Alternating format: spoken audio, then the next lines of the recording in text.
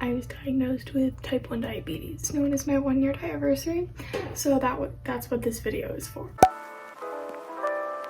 Just to start out, I want to say that type 1 diabetes is not caused by eating sugar or being overweight or anything like that. It is an autoimmune disease. It's unpreventable, uncurable. I'm with it for the rest of my life. There's nothing I did to cause it. It just happened. Essentially, my pancreas doesn't produce insulin, so I have to do my pancreas's job myself. So a year ago today, I went into the hospital, but it's a little bit of a fun story because it's not your typical being diagnosed. You need to know a little bit about kind of my life beforehand. I was diagnosed July 25th of 2020.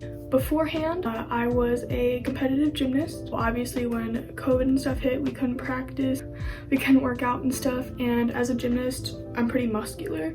So during that time when we weren't doing stuff, I lost like 8 to 10, it was closer to like 10 or 11 pounds by the end. But when I noticed I started losing weight, I lost like 8 pounds, and I thought it was because I lost muscle. 6 months is a long time to not do stuff, so I thought I was just losing muscle. And then on my birthday, I noticed I was drinking a lot, but I thought that was because I was home all the time, like I wasn't in school, so I had the opportunity to drink things. I also have another autoimmune disorder called Hashimoto's disease, but that isn't really relevant to what we're talking about. I had to go get blood work for that, just to like a routine checkup, but something was off and like my levels were off, so they did like a full panel so to check things out a little bit more. My family got a call at like 3 a.m. but obviously we didn't hear that, so we like checked them at like 8 o'clock the next morning. I woke up totally fine. I was actually getting ready to go to a gymnastics banquet. Clearly that didn't work out. Anyway, so I get the call and the nurse on the phone says her blood sugar levels are over 600, she needs to go to the hospital. And we're like, what are you talking about? Like, you must have the wrong person. That's not the information we were looking for. We called her back again. She said, no, that's right, you need to go to the hospital. And we're still like, I felt totally fine. So then I had to go to like the actual doctor's office. We just called and said, hey, someone told us to go to the hospital, can we come just to check and make sure? So I went to my local doctor's office. They pricked my finger. They said, yeah, my blood sugar was so high the meter wouldn't even read it. So we went to a hospital about an hour away. It was a children's hospital, so they were gonna do better for me there. So we got there and I sat in the ER for probably 6 hours, got a bunch of tests. I watched a couple movies, and this entire time I'm freaking out. I just got told to go to the hospital. I didn't know what was going on. It was 8 hours later after I got this call. I was supposed to go to my gymnastics banquet. My friends were kind of asking where I was. I was like, I'm in the hospital. I don't know what's happening. Closer to 4 or 5 hours of just waiting and crying mostly. The doctor said, yeah, we're like 99% sure you have type 1 diabetes. I didn't know the difference between type 1 and type 2. So I was like, no, you have to be wrong. I'm a gymnast. I lead a healthy lifestyle. This isn't right. Well, it turns out they were right, and then I had to spend the night in the hospital. I was not prepared to do anything. I had my phone, and that was it. I got moved to like the overnight room at probably about 6 p.m. and so I hadn't eaten dinner, and I actually hadn't even eaten lunch either because I was just told to go to the hospital, and it was at like 9 a.m. so I was starving. And the nurse who came in, she was so nice. I loved her. She kind of told me a little bit about it, and like, you didn't do anything to cause it. It's not your fault. It just happened. An insulin pump now, but at the time I didn't. I have insulin pens. There's 2 different types of insulin. I had to take this one with anything I eat, and this one I took every night. There's no needles on them right now, but you put needles on them. That was a big adjustment. I have to give myself a needle every time I ate. The first time I did it, she did it for me. Couldn't leave the hospital until like I knew how to do it myself, and my parents knew how to do it.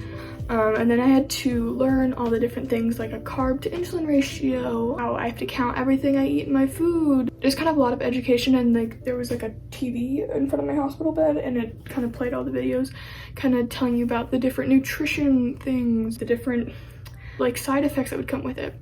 When I got like up into the overnight room, my nurse told me I should have come in either passed out, like in a coma, because my sugar was so high for so long, or been in the ICU in horrible pain. And I felt totally fine the entire time.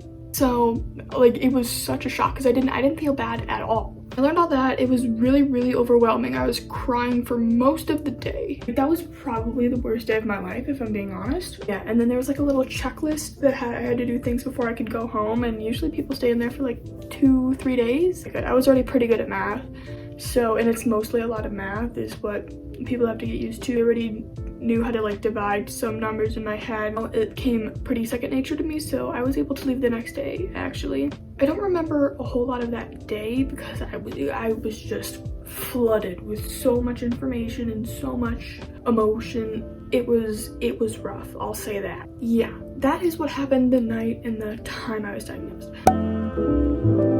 Here's a couple things that I had to learn how to do, or things I didn't expect, kind of just what happened in the weeks following. I don't use it anymore because quite honestly, I could probably tell you the carb count of every single thing in my pantry and fridge just from memory. I had to write, well, I didn't have to, but it really helped. At first I wrote down the time I ate, what I ate, how many grams of carbs were in everything, the exact math, and like if it was breakfast, lunch, or dinner, and my blood sugar before and after.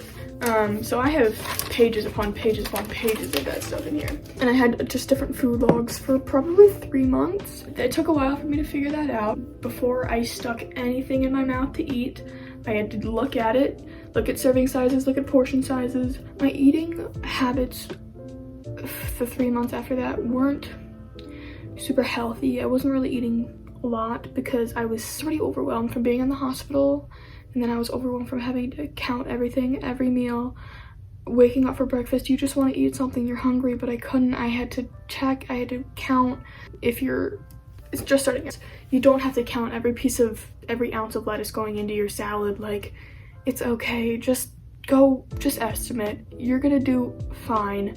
Check your blood sugar every so often. For a while before I had my Dexcom, which is a continuous glucose monitor, which just tells me about my blood sugar from my phone. I had to prick my finger every night at 2 a.m. but that's just kind of something that you had to do. The injections, for every meal you'd have to put on a needle, stab it in, stab it somewhere. I was used to that after a while. It didn't really bother me. It was a little hard to start going out in public and doing it, but after a while you get used to it. You have to do it, so it's not like you can back out of it, you know? Now we're gonna go to a couple things that nobody told me was gonna happen, but then when I asked about it afterward, they said that was fine. Due to the fact that my levels were so high for so long, that began to feel my normal. When my levels finally went back down to normal, I felt really tired and really sick. So it took me a while to get used to that feeling because I was used to being in the high 200, 300, 400s.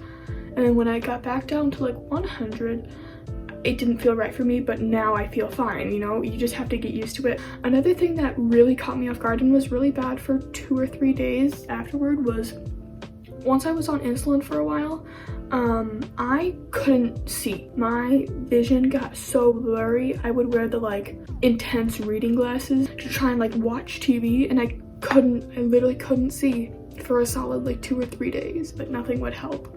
So that was kind of scary. One thing that really helped is actually right away I started following people on different social media that had t1d also. Mostly, I started just following people on TikTok, just seeing like little videos of people doing stuff. That helped. It really makes you feel like you're not alone. It helped my mental health so much. Eventually, a couple months later, I was able to get a Dexcom, which it's really ugly right now because I'm on day like 7, but it's on my back right now. It's this little device right here. It reads my blood sugar so I don't have to do finger pokes all the time, and then I just like read numbers from my phone. And then eventually I got my insulin pump. I got that 5 months ago now, it lasts every 3 days. I change my Dexcom every 10 days. My insulin pump is one of the best things. I don't have to give myself injections all the time now. Saves me from stabbing myself all the time. I do still get kind of exhausted just from dealing with everything all the time, but that's life. There's so many tools out now to help navigate everything, and it's made my life so much easier. Is it something I would have wished for? No, absolutely not. Nobody wishes to be chronically ill for the rest of their life, but it's made me so much more responsible. I always have to carry snacks or something with me. If someone says their blood sugar is low, do not and I repeat, do not tell them to take insulin. Insulin brings your blood sugar down. So if you're already low, you're not going to want to go lower. You could die. If their blood sugar is high, then they will take insulin, or you could go for a run or exercise. That also helps lower it. If their blood sugar is low, they have to drink juice or eat a glucose tab or something. Never, just don't tell a type 1 diabetic, can you eat that? Yes, you can eat as much sugar as you want as long as you take insulin for it. You can eat literally anything. Or don't ask them if they can eat that. Don't tell them they can't eat that. That doesn't help. It really doesn't, so just don't say it. For my 1-year anniversary, I thought I'd put out this video. If you're gonna take away anything from this video, if you're newly diagnosed, just know you're not alone. There's other people. I know people said that to me, oh, you're not alone. I didn't really believe them, but follow people on different things, see different videos. It'll help so much. As overwhelming and never-ending as it is, you can handle it and everything's gonna be okay. So that was my diagnosis story and a little bit of the before and after of what happened. Thank you all for watching. I hope you guys enjoyed. Have a great day.